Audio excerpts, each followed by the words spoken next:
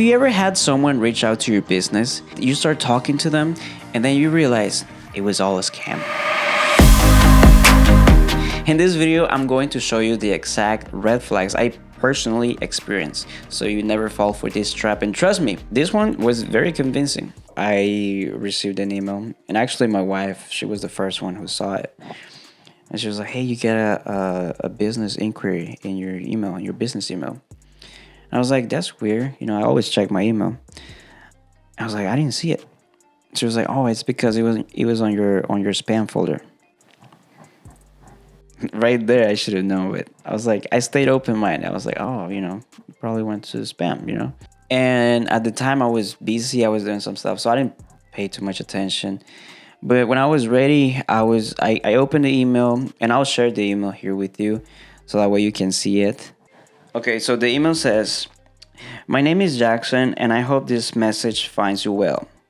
I'm planning a birthday celebration on April 30th. I'm currently looking for a professional videographer to help capture the day.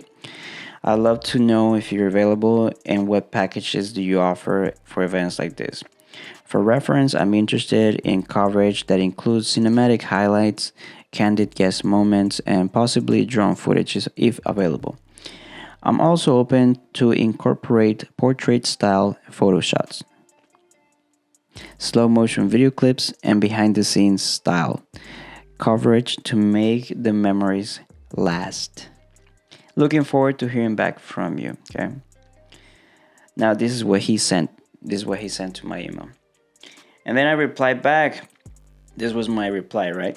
Because he did sound a little bit, you know, somewhat believable. I was like, oh, you know, I need more information. So my email was this.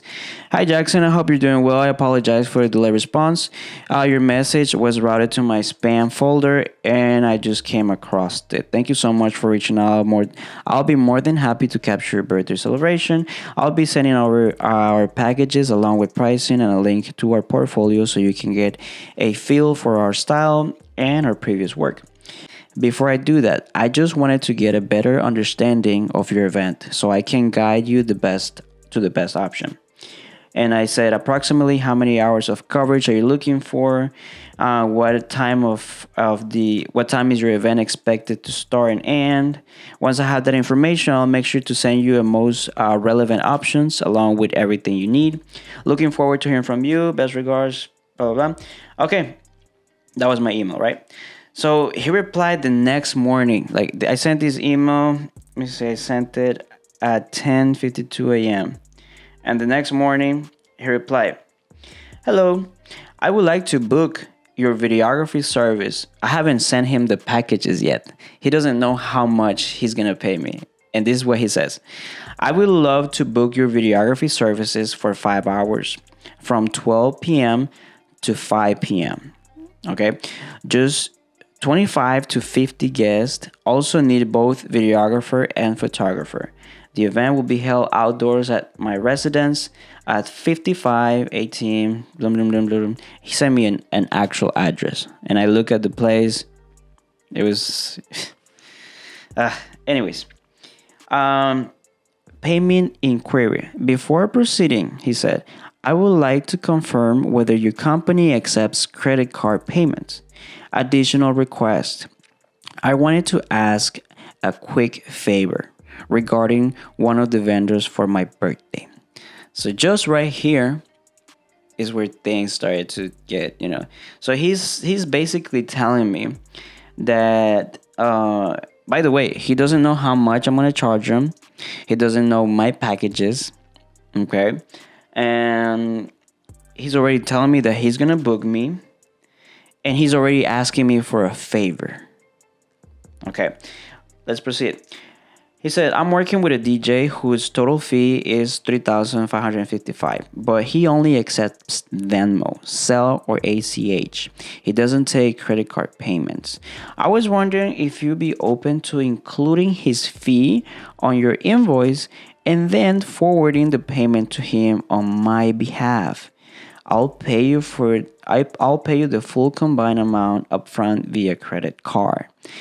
And as a thank you for helping me coordinate this, I will also include a $300 tip. This is separate from any processing fees you might have. Now, he's already telling me that he's going to give me $300 extra when he doesn't know how much I'm going to charge him. I'll pay you the full combined amount up front via credit card. Okay. And let me know if this works for you, and I'll provide his payment details right away. I really appreciate your help with this. So now the whole conversation changed from him inquiring about my business to him needing my help to send a payment. You see where I'm going with this? So those were the emails, right, that we sent back and forth. After that, I was like, man, this is a scam. Because this is not the first time that somebody asked for something like that specifically. So I'm going to break down the red flags that I noticed in my experience, is specifically in this case. And the red flag number one, it went to spam folder, okay? The red flag number two was that most of the times when somebody contact me that I don't know who they are, I usually ask them, hey, how did you find out about us? And they would tell me, oh, so-and-so told me about your services. My other vendor, he's charging me so much money, but he doesn't take credit cards. Only Venmo and Zelle.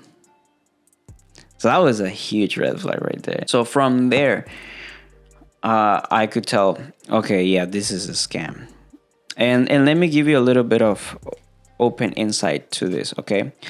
What they really do is they say, hey, I will send you money, then just help me transfer it to this other man. But what they're really doing is that they could send you either fake money or stolen money. You received it, and then you send the other amount to the other person, but then they reverse that transaction. And now you just became the middleman. Yeah, that's what they're trying to do. And you have to be aware of this because scammers are getting even more and more, like, they're working hard. They're working hard. So you have to be aware who you're giving information, especially if you're a business, because people are constantly inquiring about your business. And this could happen, very often. So it's very important for you to understand the red flags about this. And I hope giving you a little bit of insight of what I went through will help you to notice the patterns when somebody is trying to scam you. So I hope this video helped you some kind of way. My name is Kevin Castillo. And if you would like to continue receiving tips to grow your business, just hit the subscribe button. I'll see you in the next one. Peace.